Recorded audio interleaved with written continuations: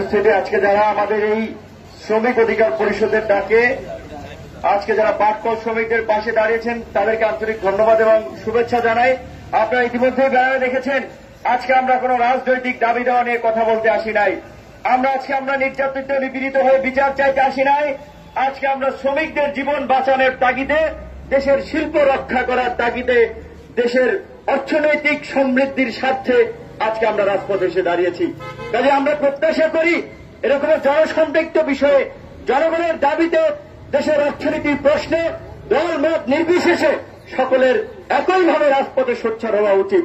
আজকে যখন খুলনাতে আজকে যখন এই 26টি পাটকল যখন বন্ধ করে দেওয়ার একটি ষড়যন্ত্র হচ্ছে, আমরা বলবো এটি শুধু সরকারের কোনো প্ল্যান পরিকল্পনা নয়, এটি কোনো বিদেশি অপশক্তির পরিকল্পনা, যারা বাংলাদেশের নিজস্ব শিল্প প্রতিষ্ঠানকে ধ্বংস করতে চায়, যারা বাংলাদেশের বাজারকে নিতে চায়, এটি তাদের পরিকল্পনা। এবং এই যে আমলাতন্ত্রের মধ্যে যে বিদেশি অপশক্তির দোসররা বসে আছে, তারা এই পরিকল্পনা বাস্তবায়ন করে যাচ্ছে। সরকার হয়তো বুঝে হোক না বুঝে হোক, তারা আজকে এই বিদেশি অপশক্তির স্বার্থ রক্ষা করার জন্যই আজকে তারা এই দেশের জনগণের স্বার্থের বিরুদ্ধে গিয়ে আজকে তারা সিদ্ধান্ত নিচ্ছে। আপনারা দেখেছেন সেই 72 সাল থেকে যখন সেখানে পাটকল ছিল 78টি, 82 সালে যখন সেটি বেড়ে হয়েছে 82টি, অথচ আজকে 2020 সালে সেই পাটকলের সংখ্যা হয়েছে 26টি। এবং যখন এই রাষ্ট্রায়ত্ত প্রতিষ্ঠানগুলো যখন লোকসানের দ্বারপ্রান্ত, সেগুলোকে লাভমুখী করার সিদ্ধান্ত না নিয়ে পুরানো পদ্ধতির মানদাতার আমলের সেই ফ্যাক্টরিকে আধুনিকায়ন না করে তারা আজকে সোজা হিসাব নিয়েছে যে পাটকলগুলো বন্ধ করে দেবে। এর পেছনে অনেকগুলো যুক্তি রয়েছে। প্রথম যুক্তি হচ্ছে বাংলাদেশের বাজারকে বিদেশি অপশক্তির হাতে তুলে দেওয়া।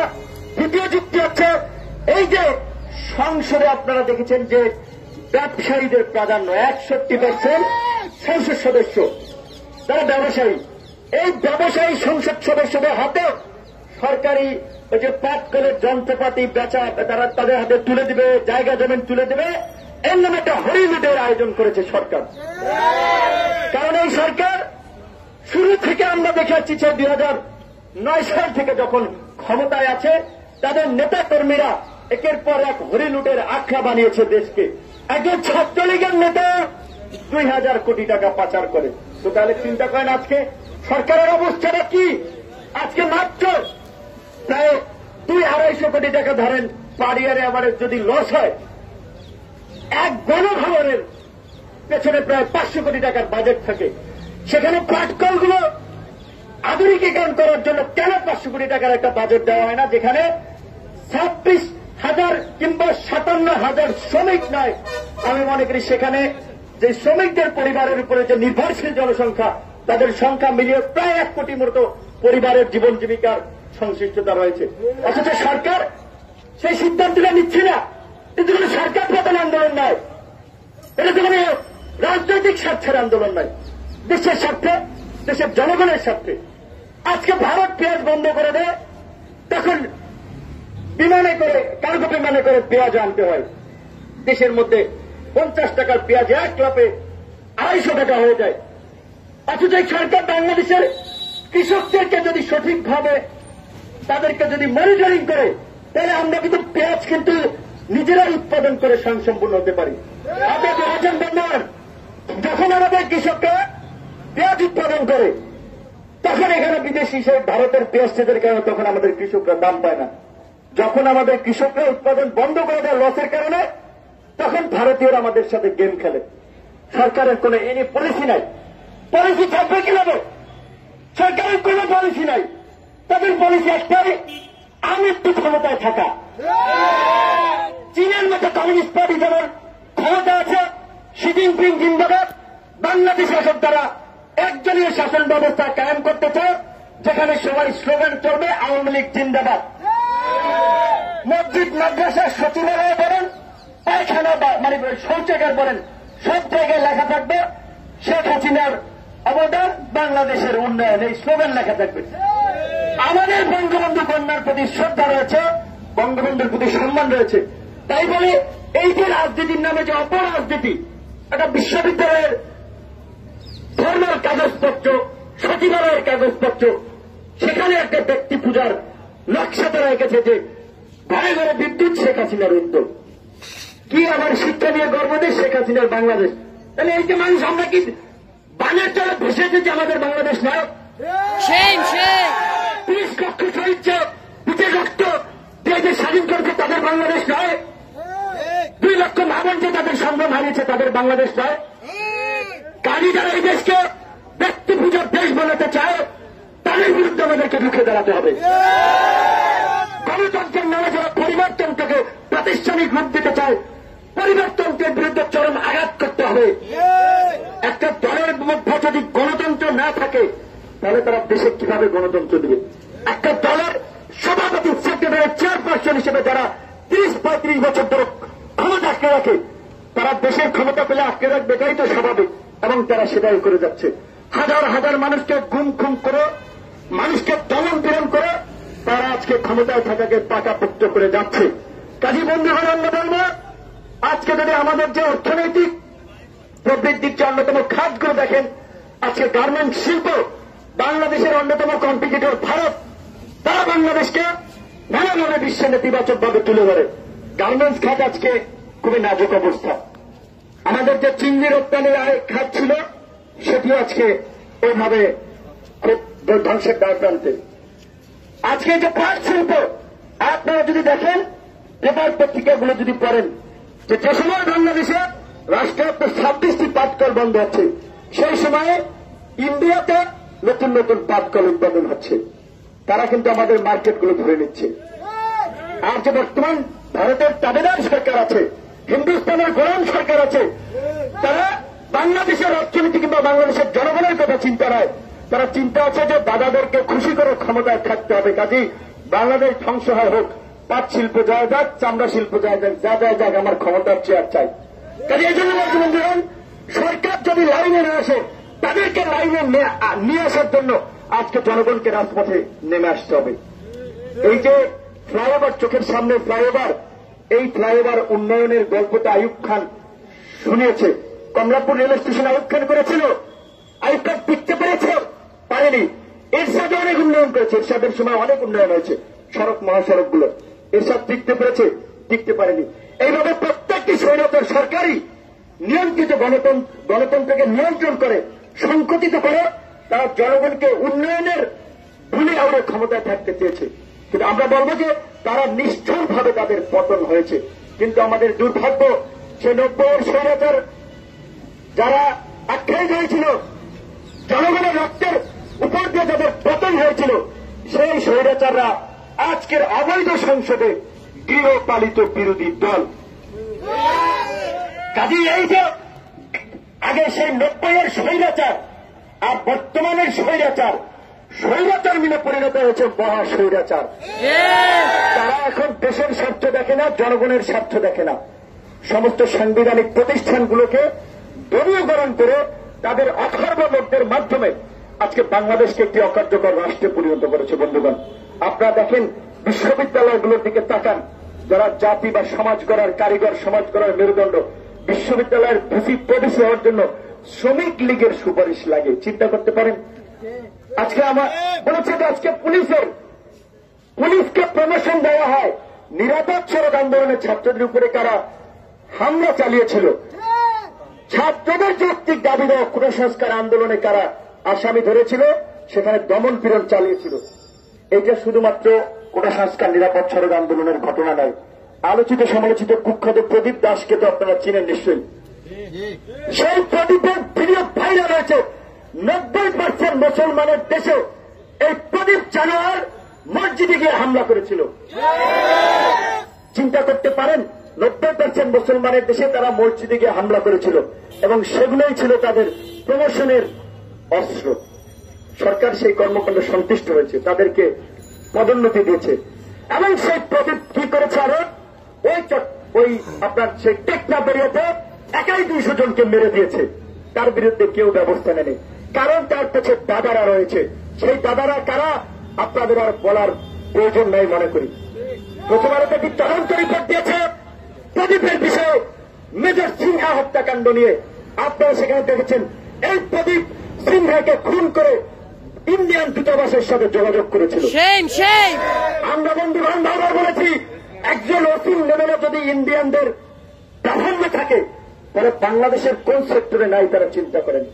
আজকে রাজনৈতিক দলগুলো এই যে সীমান্ত হত্যাকাণ্ড পেঁয়াজ বন্ধ করে দেয়, ভারতীয় আগ্রাসনের বিরুদ্ধে তারা কথা বলে না, কারণ তারা জানে প্রত্যেকটা দলই জানে এখানে ক্ষমতায় থাকতে হলে ভারতের আশীর্বাদ, ইন্ডিয়ান আশীর্বাদ ছাড়া ক্ষমতায় থাকা যায় না।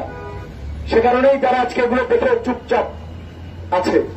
এই জন্য বলবো যে আজকে বাংলাদেশের স্বার্থকে বিকিয়ে যারা বিদেশি স্বার্থের জন্য ক্ষমতায় থাকতে চায় ওদেরকে ক্ষমতায় রাখানো যাবে না, ওদেরকে ক্ষমতাচ্যুত করতে হবে। সংবিধানে যেটা বলা আছে, রাষ্ট্রের মালিক জনগণ, জনগণকে তাদের মালিকানা ফিরিয়ে দিতে হবে। দেশের স্বাধীনতা সার্বভৌমত্ব অক্ষুণ্ণ রাখতে হবে। সেজন্য আজকে বলেছি, আমাদের বৃদ্ধরা যে ব্যর্থতার পরিচয় দিয়েছে, আজকে তরুণ সমাজ আমরা কিন্তু রাজপথে সোচ্চার রয়েছি।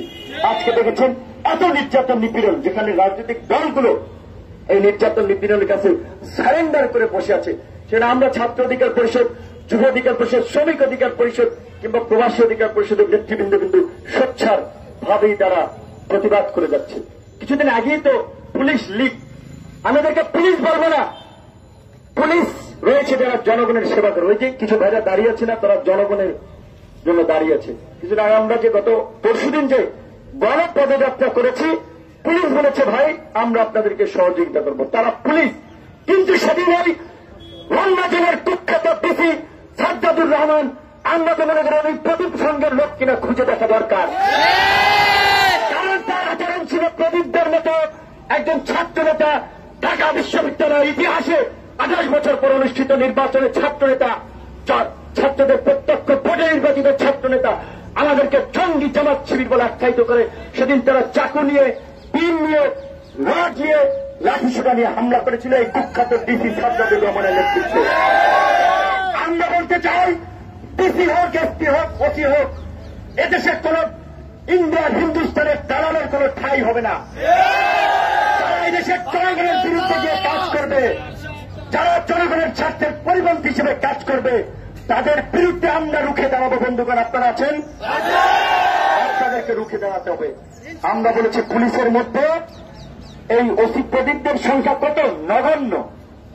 বেশিরভাগ পুলিশই তো এদেশের, তারা এই জনগণের পক্ষে রয়েছে, গণতন্ত্রের পক্ষে রয়েছে, তারা কোন স্বৈরাচার ফাঁসিবাদী শাসন ব্যবস্থার পক্ষে নয়। আমরা অনেক থানারই পুলিশের সাথে কথা বলি, তাদের কাছে আন্তরিক ব্যবহার পাই। আর কিছু পুলিশ নামে পুলিশ লীগ, আমি বলবো যে যারা ব্যাকগ্রাউন্ড দেখে দেখে চাকরি দিয়েছে, ওদের সন্ত্রাসী কার্যক্রম দেখে হয়তো ছাত্র জীবনে গুন্ডামি করেছে, সন্ত্রাসী করেছে, ওদেরকে চাকরি দিয়েছে এই প্রদীপদের মতো বিরোধী দল পেটানোর জন্য, জনগণের স্বার্থের বিরুদ্ধে গিয়ে এই অবৈধ স্বৈরাচারদেরকে টেকানোর জন্য, স্বৈরাচারের ভূমিকা অবতীর্ণ হওয়ার জন্য।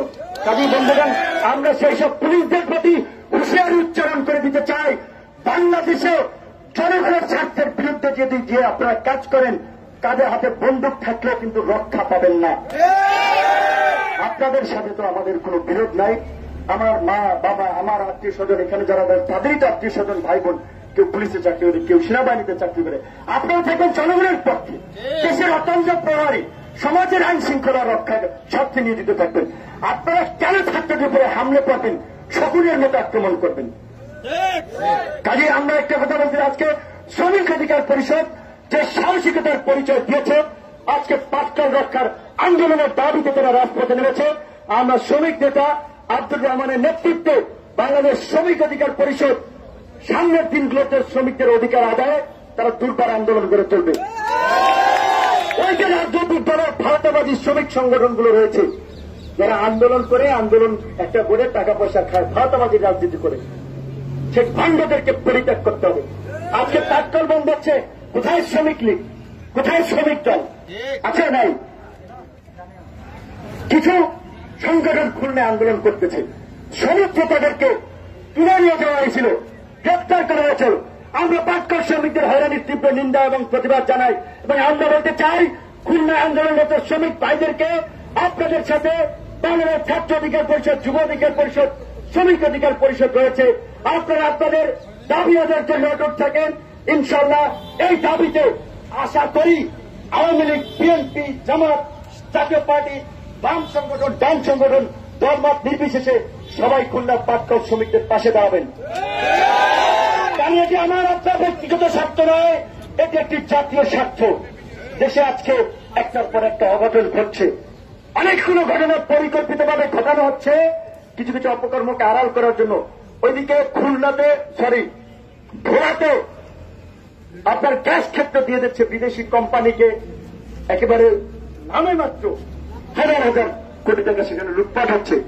এইদিকে সেনাবাহিনীর মেজর হত্যার কাণ্ড চাপা পড়ে গেছে। এইদিকে স্বাস্থ্য মন্ত্রণালয়ের ডিজি ড্রাইভার মহামানব দুর্নীতি করে পরিণত হয়েছে, হাজার হাজার কোটি টাকার মালিকে পরিণত হয়েছে। এইদিকে সাহেব গ্রেপ্তার হয়েছে প্রতারণার দায়ে, তাকে যাবজ্জীবন দিল অস্ত্র মামলায়। আবার মিন্নি এদিকে হত্যাকাণ্ডে তাকে ফাঁসি দেওয়া হয়েছিল। কাজী বন্ধুগণ, স্পষ্টভাবে আপনাদেরকে বুঝতে হবে, আমাদের স্বৈরাচার প্রত্যেকটি সরকারের কিছু স্ট্র্যাটেজি থাকে, নানান ধরনের ইস্যু জনগণের মাঝে ছেড়ে দেয়, এক একটা ঘটনা পরিকল্পিতভাবে ঘটায় জনগণের দৃষ্টিকে ভিন্ন খাতে প্রবাহিত করার জন্য। কাজে আমি আপনাদেরকে বলে যেতে চাই, এই অবৈধ স্বৈরাচার সরকারের ছুড়ে দেওয়া ইস্যু নিয়ে আমাদেরকে ব্যস্ত থাকলে হবে না, জনগণের ইস্যু ছুড়ে দিয়ে ওদেরকে ব্যস্ত রাখতে হবে। তেমনি ভাবে কিছুদিন আগে আমরা ধর্ষণ সহ নারী নিরাপত্তার দাবিতে ছাত্র জনতার গণপদযাত্রা করেছি। আজকে আমরা পাটকল শ্রমিকদের বেতন ভাতা প্রদান এবং অবিলম্বে রাষ্ট্রীয় পৃষ্ঠপোষকতায় এই পাটকল চালু করার দাবিতে আমরা এখানে দাঁড়িয়েছি। কাজে এই ধরনের জনসম্পৃক্তি শুনিয়ে জনগণকে সম্পৃক্ত করে রাজপথে নামতে হবে। আর অন্যান্য রাজনৈতিক দল, শ্রমিক সংগঠনের প্রতি আমরা আহ্বান জানাবো, সব বিষয় নিয়ে রাজনীতি নয়, আজকে যেটি জাতীয় স্বার্থ, সবাই চুকুপথ ভাবে খুলনাতে আমার ভাই বোনরা করছে। বিভিন্ন সংগঠনগুলো আছেন, কেন প্রেস ক্লাব অবস্থান নেন, শহীদ মিনার অবস্থান নেন, কিন্তু এই ভারতের চালে বাংলাদেশের পাটকলকে বন্ধ করতে দেওয়া যাবে না। আপনারা দেখেছেন যে পাটকল যে লোকসান হয় তার অন্যতম কারণ হচ্ছে এই যে সরকার কর্তৃক নিয়োগ করা আমলাদের দুর্নীতি এবং এই যে একজনের জায়গায় 5 জন কর্মচারী এবং লুটপাট। কারণ আপনারা দেখছেন না যে খিচুড়ি রান্না করতেও বাইরে যাওয়া লাগে, পুকুর খনন দেখতে বিদেশ যাওয়া লাগে। এই ধরনের বাটপারি প্রতারণা করেই আমরা সমস্ত সরকারি প্রতিষ্ঠানগুলোকে আজকে বিভিন্ন সরকারি প্রতিষ্ঠানগুলো একটা লোকসানি প্রতিষ্ঠানে পরিণত হয়েছে। রেলে লস হয়, আবার আপনারা দেখছেন রেলের ছাদে পর্যন্ত জায়গা পাওয়া যায়, অথচ রেলে লস হয়। সরকারি হসপিটালগুলোতে একজন কর্মচারীর বিপরীতে 5 জনকে নিয়োগ দেওয়া, তারপরে বাথরুমগুলোতে গেলে শ্বাস বন্ধ হয়ে যায়। হাসপাতালে একটা আহত রোগী নিয়ে গেলে একটা হুইল চেয়ার পাওয়া যায় না, 50 টাকা না দিলে অনেকে নড়ে না। কাজে আছে সরকারের ব্যর্থতার কারণে, জবাবদিহিতা না থাকার কারণে, স্বচ্ছতা না থাকার কারণে আজকে 1 টাকার জায়গায় 6 টাকা খরচ করেও সরকার খরচ করছে, কিন্তু জনগণ সুবিধা পাচ্ছে না। কাজে সেখানে উপযুক্ত লোককে বসাতে হবে, দক্ষ মানব সম্পদ নিয়োগ দিতে হবে। আমরা বলতে চাই, আপনারা যদি লোকসানি মনে করেন, পাটকলকে আমাদের হাতে দিয়ে দেন, 5 বছরের মধ্যে চ্যালেঞ্জ করলাম, আমরা লাভজনক শিল্পে পরিণত করে দেব। যদি আপনাদের সৎ সাহস থাকে, এই ছাত্র নেতাদের হাতে ছেড়ে দেন। জনগণের সামনে কমিটমেন্ট করছি যে পাট শিল্পকে লাভজনক শিল্পে নিয়ে দেব, 5 বছর সময় দেন। আমরা বলতে চাই, আপনাদের কাছ থেকে আমরা কেড়ে নিতে চাই না, আপনারাই করেন, কিন্তু সঠিক ব্যবস্থাপনার মধ্যে দিয়ে আজকে করেন, পাট শিল্প লাভজনক শিল্পে পরিণত হবে। আজকে আরেকটি কিন্তু ধামাডোল শুরু হয়েছে, পাট শিল্প তো বন্ধের দ্বার প্রান্তে, চিনি শিল্পও কিন্তু বন্ধ করার একটা প্রক্রিয়া চলছে। কাজে এভাবে যদি দেশীয় শিল্পগুলো ধ্বংস হয়ে যায়, তাহলে ওই যে বাইরের কোম্পানির হোন্ডা শিল্প বসে এইখানে কি হবে?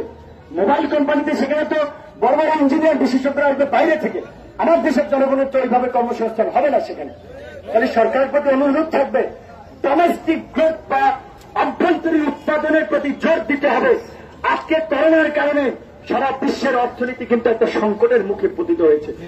বাংলাদেশের প্রাকৃতিক ঘাস রয়েছে, উর্বর জমি রয়েছে, দক্ষ মানব সম্পদ রয়েছে, আমাদের শুধু নাই একটা সঠিক পরিকল্পনা এবং আমাদের নাই একটা স্বচ্ছ গভর্নমেন্ট ব্যবস্থা। কারণ সেই মুক্তিযুদ্ধের পর থেকে যারাই ক্ষমতায় থেকেছে, নিরীহ নিরপরাধ মেহনতি মানুষের সাথে রাজনীতির নামে প্রতারণা করেছে, লুটপাট করেছে, যে কারণে আজকে আমরা এখন পর্যন্ত সম্ভাবনা থাকা সত্ত্বেও আমাদের যে সাম্য মানবিক মর্যাদা কাঙ্ক্ষিত বাংলাদেশ আমরা অর্জন করতে পারি নাই। কাজে আমার সরকারের প্রতি আবার জোরাল অনুরোধ থাকবে, কোন রাজনৈতিক দাবি দেওয়া নিয়ে আসি নাই, এখানে ভোটারবিহীন সরকার পতনের দাবিতে আসি নাই। দাবি সোজা কথা একটাই দাবি, পাট শিল্পকে বন্ধ করা যাবে না। হয় আপনারা দায়িত্ব নেন, নাহলে দায়িত্ব আমাদের কাছে ছেড়ে দেন, আমরা লাভজনক শিল্পে পরিণত করব। কিন্তু পাট শিল্পকে যদি বন্ধ সরকার চূড়ান্ত সিদ্ধান্ত নেয়, আমরা আপনাদেরকে বলে দিতে চাই, আজকে শ্রমিক অধিকার পরিষদকে বলে দিতে চাই, আপনারা পাট শিল্প শ্রমিকদের সাথে যোগাযোগ করেন, প্রয়োজনে তাদেরকে ঢাকায় আনবেন, মহাসমাবেশ করবেন। আমরা ঢাকার থেকে দুর্বার আন্দোলন গড়ে তুলে সরকারকে বাধ্য করতে হবে, কারণ আমরা এই সরকারের একটা চরিত্র জানি, সহজে তারা কোনো দাবি দেওয়া মেনে নিতে চায় না। কিন্তু যদি জনগণ রাজপথে নেমে আসে তখন তারা মেনে নেয়। কাজী কথা একটাই, পাট শিল্প বন্ধ করা যাবে না, শ্রমিকদের ন্যায্য পাওনা বুঝিয়ে দিন, এবং সেই মান্দাতাল আমলের যন্ত্রপাতিকে পরিবর্তন করে আধুনিকায়ন করেন, এবং এই যে আমলাতন্ত্র, দুর্নীতিবাজ আমলাতন্ত্র, সেই আমলাতন্ত্রকে সঠিকভাবে ছেড়ে ফেলুন, পরিশুদ্ধ করুন। ওই ইতিহাস পড়ুয়া ছাত্র পাট শিল্প সম্পর্কে তার অভিজ্ঞতা কম আছে, ওই ইংরেজি পড়ুয়া ছাত্র যারা আপনারা আমলা হিসেবে নিয়োগ দেন, তারা আপনারা একটা পদে নিয়োগ পায়, দেখা যায় ওই পরিবেশটা